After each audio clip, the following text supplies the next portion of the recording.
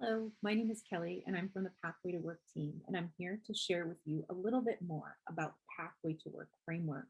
Specifically, we're going to share a little bit about the animal guides that are present within the medicine wheel and the framework. All across Turtle Island, Indigenous peoples, through their own sciences and intelligence of observation, have shared teachings through the stories of various animals that they see in their landscape and in their lives. These stories show the ways that animals and observations of nature have gifted us teachings and deeper truths about ourselves that help us understand the kinds of values and often qualities that we need to be successful in our life path and that we need to have successful communities, organizations, and projects. In the Pathway to Work framework, we provide principles to support how we might work together in a good way and for the well-being of all. We provide these practices aligned with each of the project's seasons or phases to help all of us know the kinds of leadership we can be called into, call other people into, and the kinds of supported action to show how we can work alongside each other, learners, and employers. On that outer rim, you'll also notice that each season has various animals that align with the teachings and spaces of the medicine wheel brought forward from both Cree stories and cosmology, as well as my own new channel teachings here on the West Coast. These animals help support our knowing and our thinking and allows for various kinds of entry points that help us look at ourselves, our relationships, and patterns in our work, as well as those in society with enough distance and enough space to be able to fully receive the kinds of lessons and learning that are helpful for us. The stories of the animals offers an entry point through storytelling and traditions of storytelling that offers openness, lots of doors and windows, and just enough structure to offer in some perceptive patterns and personal learnings for issues that can sometimes feel sticky or interpersonal situation that might need some intentional tending or energy without going to a place of shame or blame or polarization. That is why so often in intergenerational teachings, elders have used stories of animals to depersonalize qualities and teachings that might be a little bit tough for us to take or to tend. No one gets their feelings hurt, and we get to learn from characters like Raven or Coyote. In this case, we have represented many different kinds of animals specific to these teachings. The buffalo and the whale are there to offer us and remind us in the winter phase of our work, or the fullest phase of our work, during these times that we need wisdom and reflection. We need to work with discipline to see all of the learnings, even the not so good ones, the mistakes and failures. We need to be working with depth of character to take our project and learning deeper through those reflective, evaluative, and sustainable phases of the work.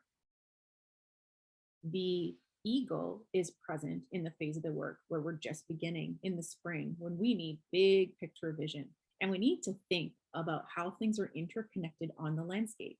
An eagle has the wisdom to fly above the storm and see things, not just for the tiny little details, but to look at the interconnections of the landscape and the big picture. The eagle has 20/20 vision and helps us think with long-term thinking. We can't always be in these spaces of depth or vision. It's not sustainable energetically. So the mouse and the hummingbird, as they move along the landscape, tending all the small things, interpollinating the flowers, taking things from place to place, remind us that relationship and interconnection is an essential part of our work. This is the place where we are working with our learners and we're tending to the small things, relationship and joy. This is a space where the little things matter. The learners then head in and work with the employers. And in both places, when we're stepping out and up, we need to tend each other. The bear and the wolf remind us to be in a space of courage, of responsibility, of serving each other, of leadership and care. The stories of these animals really offer us a way of being and teaching and learning that has nuance. that the characters represented by each of these animals in the story reaches across culture. We are really familiar with all kinds of hero narratives that tell us how we can overcome obstacles and more. These animals also show us choices we can make in the ways we can step into our own personal leadership about what is needed for each phase, as well as being able to allow things to emerge and support alongside. When we're conscious of these aspects of ourselves, we can also recognize the gifts and qualities in others that we can lift up and value.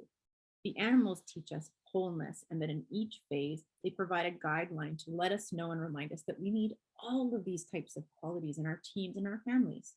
We might be a person who is a big picture visionary, but we really need to value those folks that are mice and have qualities of hummingbird that tend to the little things and the cards and the celebrations that keep relationship in a good way in our learning and community ecosystem. Every single one of us, like these animals, has strengths and gifts that we need. And the guidance they provide us tells us to value our differences. Their guidance tells us that no one of us is better and no one of them is better. And we need it all to be well and to have a healthy work and project ecosystem. When we are doing a Pathway to Work project, this additional layer of thinking, guided by the animals at a personal leadership level, helps us look more holistically at ourselves, at our projects, at what strengths we might need to access, and where we can also see helpful qualities that we don't have to fill gaps with our teams, our partners, and see the gifts in our learners. We can expand our collaborative spirit in times when we see or feel the absence or the gap of these qualities. It helps us know how we might call on each other to invite different qualities in during different phases of the project. These animal guides invite us all in our projects and work to know our strengths and give our gifts generously, while also becoming more conscious of the places where we have stretches and where we can more intentionally practice and call on others to fill those gaps. In Pathway to Work, all along the way, there's growth for everyone involved. And all aspects of the framework call us into a different strength or a different stretch. The framework invites us to do things in ways we might never have done before, and in ways we might not have ever expected. The Pathway to Work framework invites us all into becoming a learning community and a community that learns. Thank you for joining, and I'm so glad you're learning more about the Pathway to Work framework. Tju, kleko, kleko.